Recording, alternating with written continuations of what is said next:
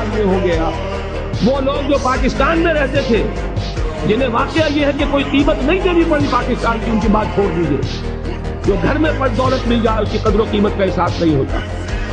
جو لوگ ملک چھوڑ کر آئے، جنہوں نے آگ اور خون کے دریا عبور کیے، انہوں نے بھی آ کر کیا کیا؟ جس کے پاس 4 پیسے ہوئے برقع اتر گئے. یہ کیا ہے؟ آپ دیکھیے اپنے معاشرے کے اندر کیا ہوا ہے. یہ اس کی سزا ہے جو نفاق کی شکل میں آج آپ کے معاشرے میں. وہ جو نفاق کی میں نے آپ کو عملی حدیثیں سنائی تھی، سوچئے ہمارے معاشرے میں جھوٹ، دغا، فریب. This is new footage of the ship that Sajid and hundreds of others were travelling on.